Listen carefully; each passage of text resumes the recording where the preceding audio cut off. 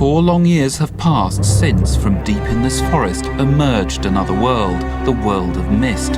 A computer game like no other, with fiendish puzzles, a labyrinthine plot, and an interface so beautiful it seduced people who don't normally play computer games into wandering inside and getting lost.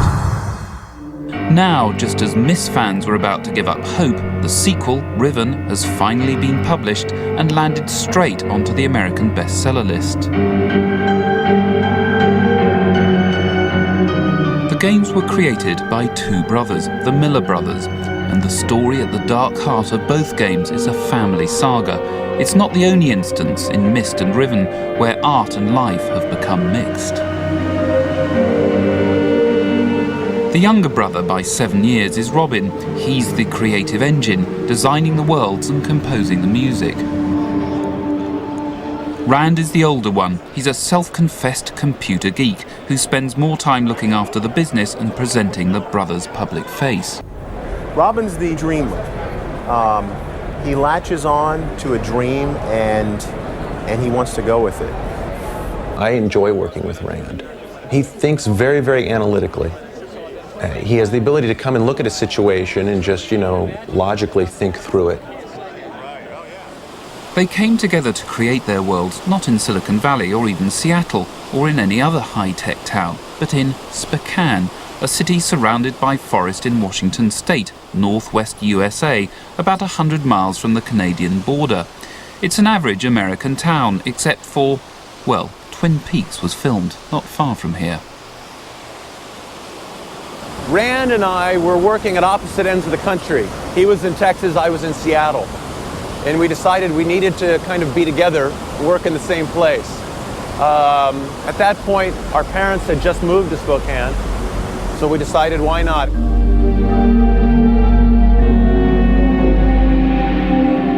Accidental home or not, the harsh reality of Spokane's industrial grime and scarred scenery has influenced the surreal look of Riven and Myst.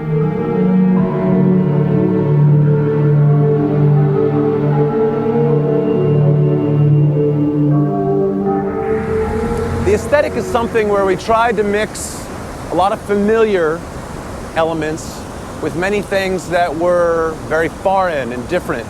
Almost strange. I think for non-gamers, it's the idea of a vacation on a desktop. It's the idea that for a relatively small amount of money, I can go to a different place. The success of the Myst trip earned the Millers and their publishers large amounts of money, about $160 million, making the brothers the richest people, in Spokane anyway. But instead of buying expensive cars and big houses, they bought new offices for their company Cyan that looked curiously like something out of a Myst theme park, and funded the entire development of Riven, a world 10 times bigger than Myst. It starts, as a matter of fact, exactly where Myst left off. However, the player doesn't need to know anything about Myst to play Riven. It's independent. This is kind of an interesting piece here. This was one of the first things we designed that kind of defined the look of one of our main characters, Gin, and this was his pipe. We designed it initially on the computer, but then later we had it made into this prop, so it was kind of exciting to be able to hold something that came out of the world that we were creating. It made it very, very tangible. Myst was almost a sidebar. Riven is more of the main story. It's where the fractures lie, where the father and son have been divided. It's where the wife and husband have been divided. It's where the peoples have been divided.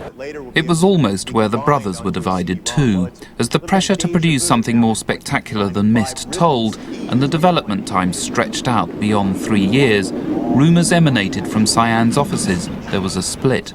The brothers play it down, but at that point a clear separation of roles occurred.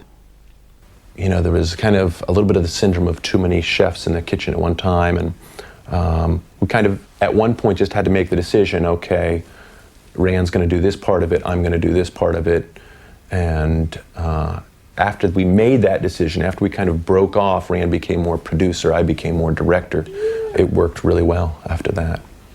Now Riven's complete, Robin is at home thinking about his next project. It may not be another Myst, and it may not be with Rand, because it's storytelling he really loves, and he's frustrated at trying to tell them through an interactive game. The fact that it is a non-linear work tends to destroy the narrative. You've got this player wandering around a world which is kind of just half environment, half narrative. And they tend not to take the narrative part of that world too seriously when they can just change the narrative at any point.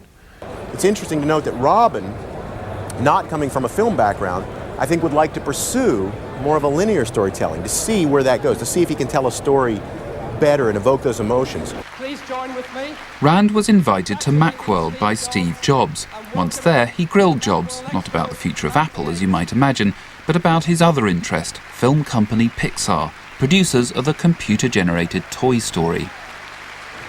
I don't know whether it'll be movies or another video game or a game of completely different sort. The medium's young.